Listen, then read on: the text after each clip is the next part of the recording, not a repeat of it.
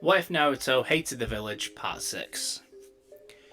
As Team 7 are jumping through the trees of the forest, Sakura was watching Naruto closely, knowing that at any moment his tendency for carnage could rear its ugly head and send him into a frenzy, especially when there are multiple people fighting all around him.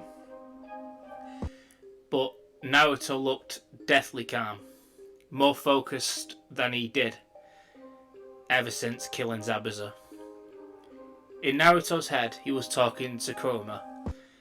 They were both trying to locate that weird grass ninja, but with the seal interfering, all they could get was a general direction, which is just so happens to be the exact way Naruto was taking his team.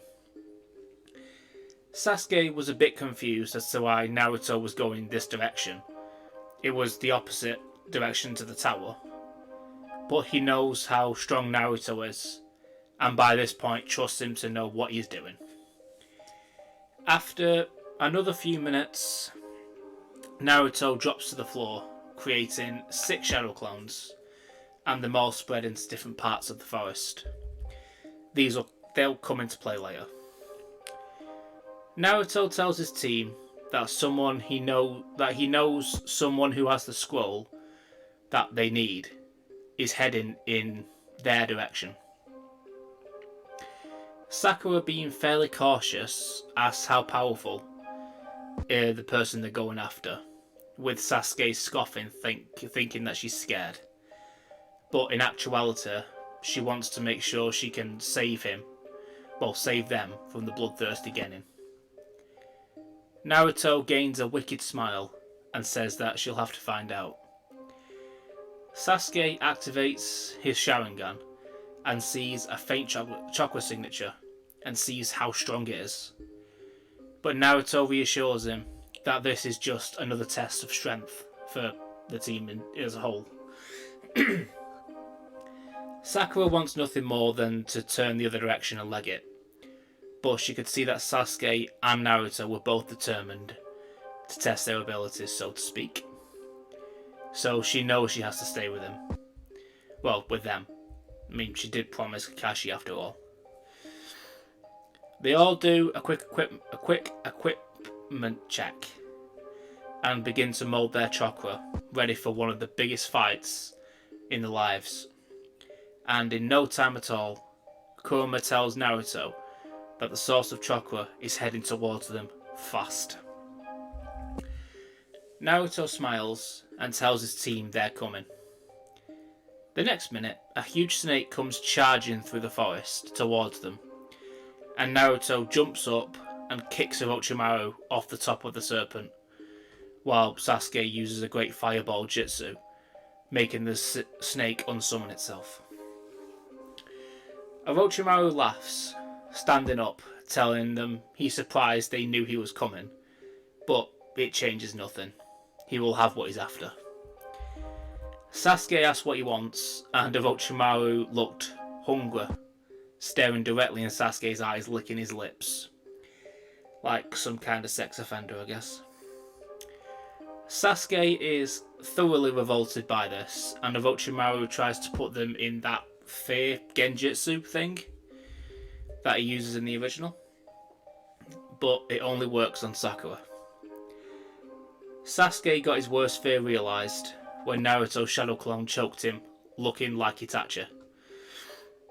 Naruto, however, laughed at the bloodlust Orochimaru was letting out.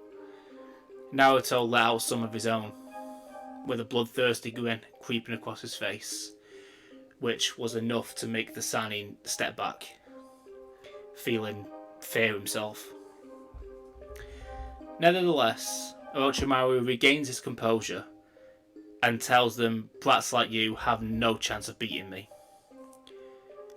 Naruto tilts his head in confusion, almost like a dog, asking him, then why are you sweating? Orochimaru obviously gets angry at being mocked by this child and dashes forward, but Naruto is ready and blocks the strike, sending his own into Orochimaru's jaw, then grabs his hand, pulling him down, smashing his face against his knee. knocking out a few of his teeth, making him spit up blood, which, as usual, at least in this series, makes Naruto glow with joy.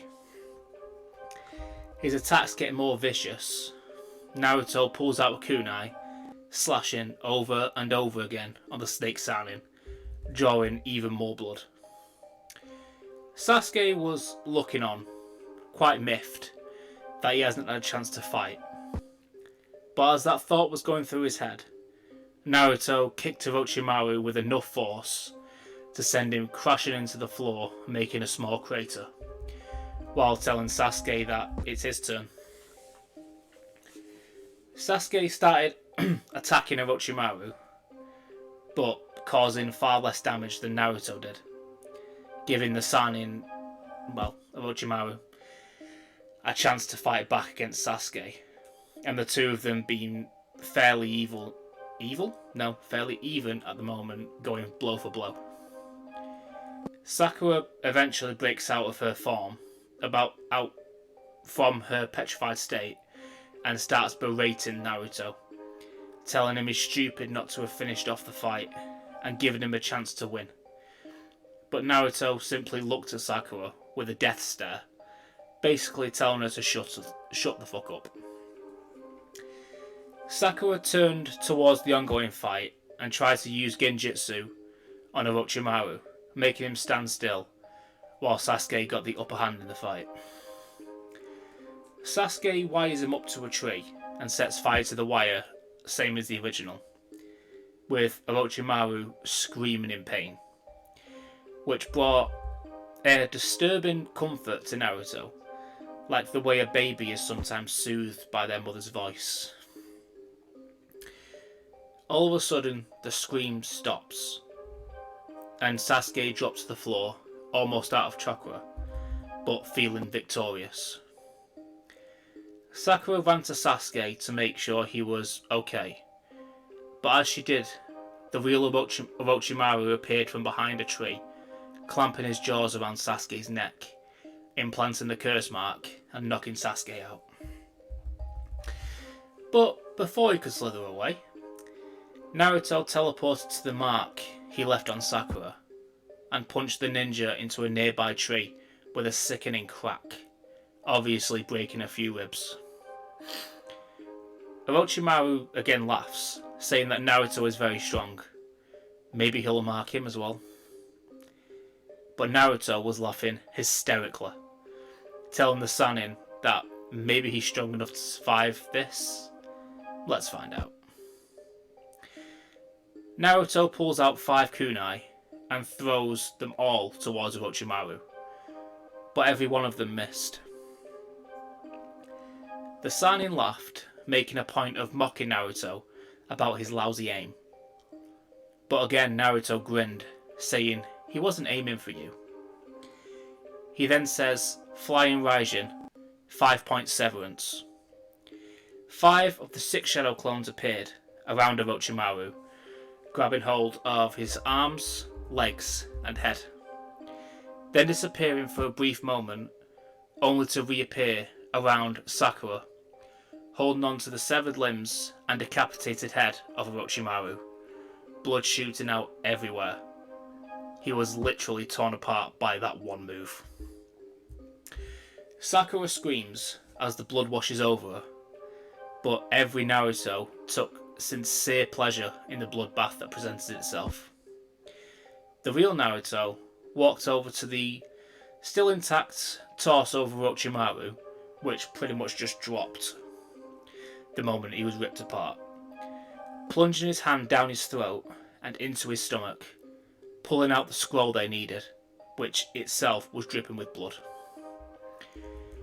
He then tells his clones to deliver those body parts to the Hokage, not only to find out who it is, but he wants to see the old man's face. Sakura was incredibly disturbed seeing all of this, and acknowledges that she will have to become so much stronger than she already is, because Naruto is a true psychopath. Naruto picks up Sasuke and they head to the tower, getting there just after Sasuke wakes up, asking what happened. but knowing the outcome of the fight after seeing all of the blood. They head inside, and Gaara's team is the only one there. Kankuro looks frightened when he sees Naruto, as does Tamari. But Gaara, for the first time, actually smiles at Naruto, like he was seeing an old friend, and Naruto smiles back, which made Sakura very suspicious as to what was going on.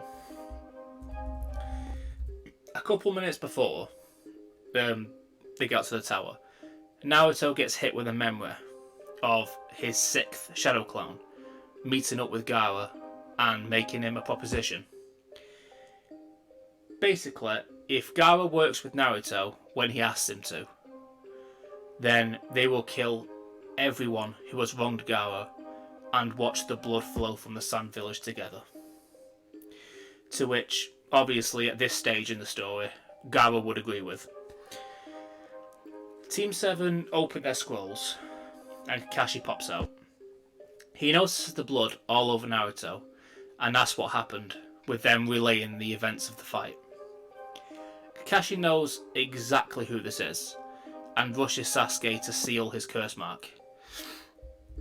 After the mark being sealed, in this version of events, either way, Orochimaru doesn't appear, as he needs to respawn in another body.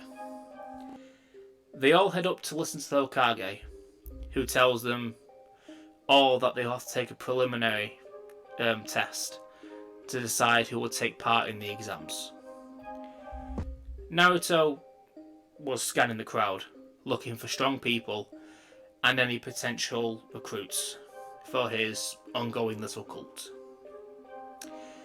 I hope you like this part and the entire series of this nutjob version of Naruto.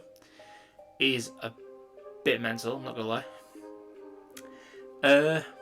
But yeah, if you liked it, subscribe and hit the bell if you really want. It makes it easier for you, I guess, if you want to watch more of my videos. But yeah, I'll see you all later. Bye.